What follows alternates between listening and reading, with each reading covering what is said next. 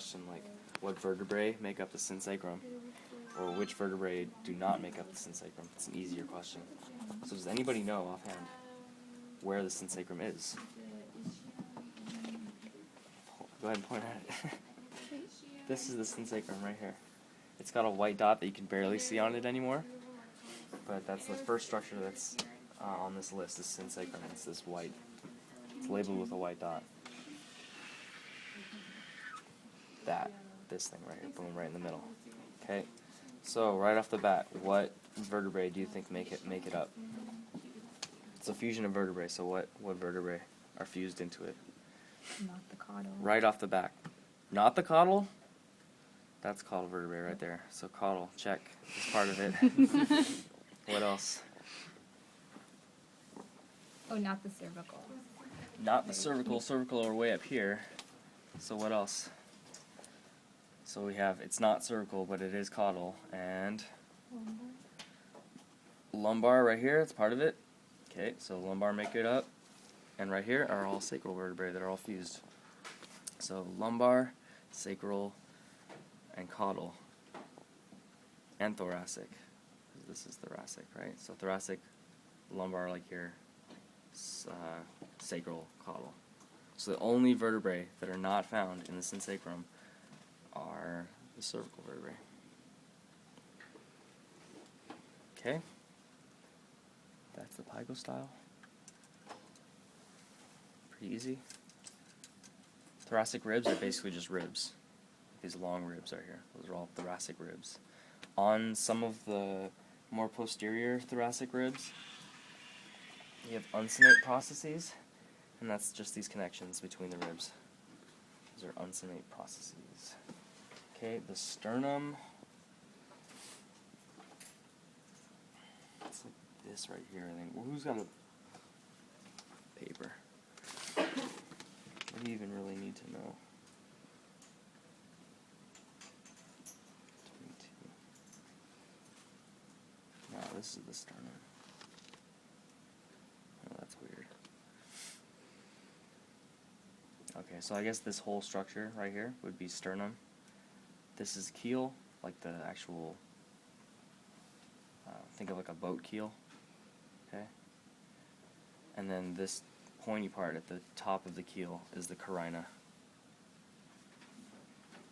I can go over it like twice if there's too many people here. I got it. Okay. Carina, keel of the sternum, whole thing is the sternum, okay? What's next? Coracoid, scapula. Okay, coracoid, 14. Oh, that's what I was pointing at earlier. This is the coracoid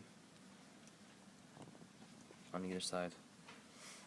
Okay, the scapula is so tiny, or like thin, and this one it's like glued to the humerus.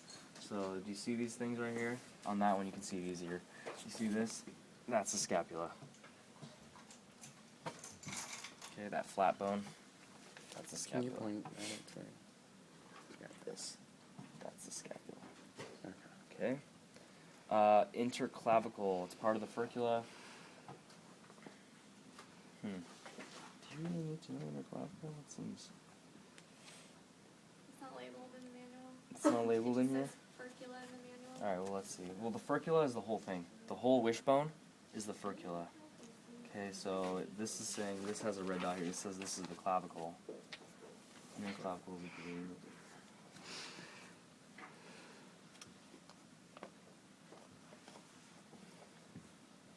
I can't find it. But whatever. This is the these are clavicles. These arms, clavicles. The whole thing, furcula. Okay, humerus, that's easy, right? Humerus. First upper arm bone. The next thing that gets harder is radius and ulna. So which one do you guys think is radius? Which one do you think is ulna? What's that? The radius. Radius, yeah. That's the radius. The thinner one is the radius. And this should be the ulna. I think. It doesn't have the U in it. 17. Yeah, that's right. You can see a U in this? I It can't see doesn't it. have it. It's like right here, but it's not as pronounced as in a cat. But yeah, radius, ulna. Okay, ulna's thicker in this case. Okay. So it doesn't have the U? It does, but it's kind of like these are not disarticulated, and it's really like shallow U. So it's kind of hard to. You should know. Radius ulna. Okay.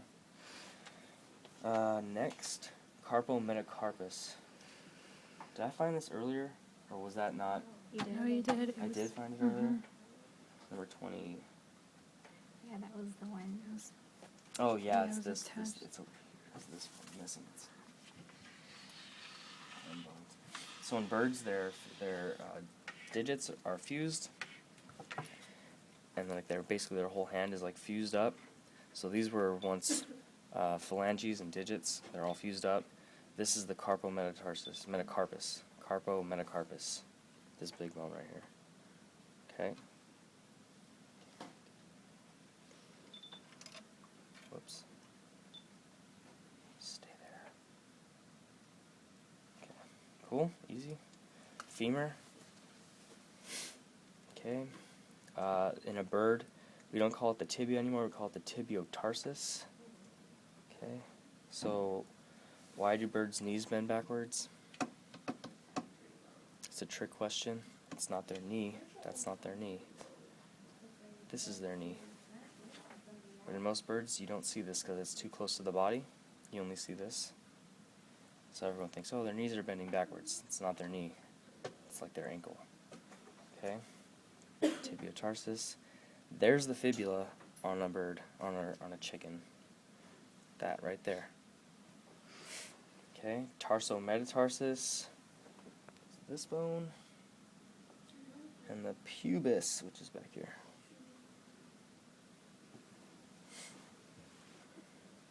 Okay, pubis. It's better to look at this to find pubis. It's number 28, and it's pointing at this structure, okay? You also need to know ilium ischium. So what do you think is ilium on here? That's ilium. This is ischium. Can you point at it again? Here. Ilium, ischium, pubis. Okay. Pretty easy, right? It's not difficult. In your manual, it points it like this as the ischium, which is fine. Like that is where it is. But like it's pretty much this whole thing right here. Ischium, ilium. This bone underneath is the pubis bone.